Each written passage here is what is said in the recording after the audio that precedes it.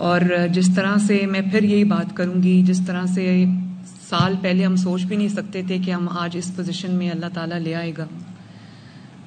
کبھی ہم یہ سوچ نہیں سکتے تھے کہ اس طرح حالات پلٹا کھائیں گے. اللہ تعالیٰ کا کرم ہے، اس کا شکر ہے.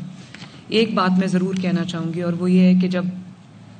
ایک ٹیم بن کے، جب ساری لیڈرشپ، جو چاہے جس بھی ادارے کی لیڈرشپ ہو، حکومت سمیت،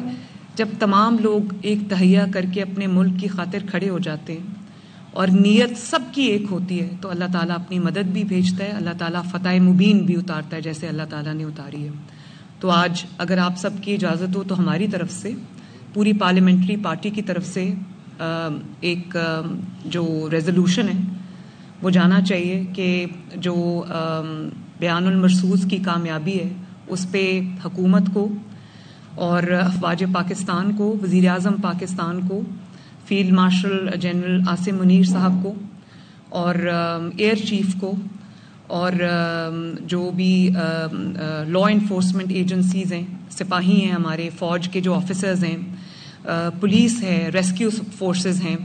ریسکیو سروسز جتنی بھی ہیں، اور اس کے ساتھ جو ہمارے لوگوں نے ہسپتالوں میں جس طرح سے وہ کردار ادا کیا ہے، سب کو ہماری طرف سے ایک خراج تحسین کا جو میسج ہے وہ جانا چاہیے. الحمدللہ ایک سال کے اندر ہم نے جو تقریباً زیرو پہ تھا سرکاری ہسپتالوں میں جو میڈیسنز ملتی تھیں، اور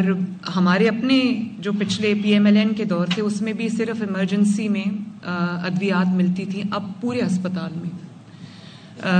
چاہے وہ ایمرجنسیز ہوں یا دوسرا ڈپارٹمنٹ ہو، سب کو فری میڈیسنز جو ہے وہ ہم نے دی ہیں، اور تقریباً 100 بلین کی فری میڈیسنز جو ہیں ہم اگلے سال بھی دیں گے انشاءاللہ تعالی. میں بہت سارے ہاسپٹلز میں گئی تو مجھے سمجھ آئی کہ لوگوں کو، ابھی میں میو ہاسپٹل میں بھی گئی اور اس کے بعد میں جنا ہاسپٹل میں گئی تو مجھے بہت تکلیف ہوئی یہ دیکھ کے کہ پیشنٹس کو کہا جا رہا تھا کہ جو دوائیاں ہیں وہ باہر سے لاؤ، ان کو لکھ لکھ کے دے رہے تھے، ایون کہ ماسکس، یہ جو گاؤنز ڈاکٹرز پہنتے ہیں وہ، اور چھوٹی چھوٹی چیزیں ان کو کہا جا رہا تھا باہر سے لاؤ. یہ ڈاکٹرز کی اور یہ فارمیسیز کی ملی بھگت تھی. تو میں نے ایک بہت اسٹرکٹ ایکشن لیا، میو ہاسپٹل میں بھی ان کو سسپینڈ کیا، نکال دیا.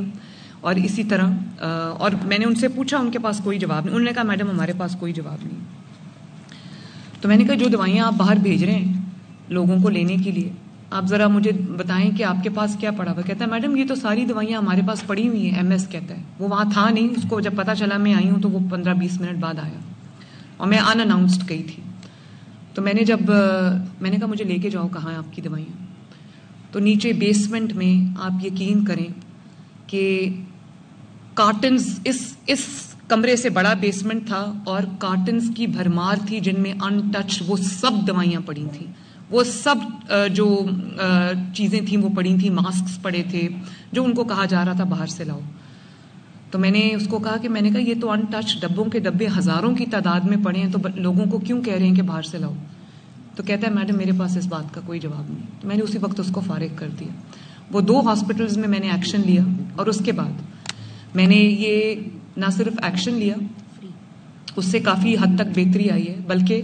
میں نے ہاسپٹلز میں یہ اناؤنسمنٹس کرانی شروع کر دی ہیں مائک پہ کہ اگر آپ سے کوئی پیسہ مانگے یا آپ کو کوئی یہ کہے کہ دوائی جو ہے وہ باہر سے لے کے آؤ تو آپ نے فلاں نمبر پہ کمپلین کرنی ہے. کنٹینیوسلی وہ چل رہا ہوتا ہے. یہ ایک ایسی اسٹرگل ہے جو میں روز کرتی ہوں. یہ نہیں کہ آج ہو گیا تو کل بہتری آ جائے گی. ہمارے لوگوں میں خدا کا خوف نہیں ہے، ہمارے لوگوں میں محنت کی کمی ہے، تو اس لیے مجھے ہر روز انہی چیزوں پہ جو ہے وہ کام کرنا پڑتا ہے. تو میں آپ کو یہ بتانا چاہتی ہوں کہ آپ خود مجھے فیڈ بیک دیتے ہیں، انڈیویجولی میری آپ سے ملاقاتیں ہوتی رہتی ہیں اور مجھے آپ کی طرف سے فیڈ بیک ملتا رہتا ہے، لیکن میں نے سوچا کہ اکٹھے بھی ایک ملاقات آپ سے کی جائے، جس کے لیے میں نے آج آپ کو یہاں پہ تکلیف دی ہے.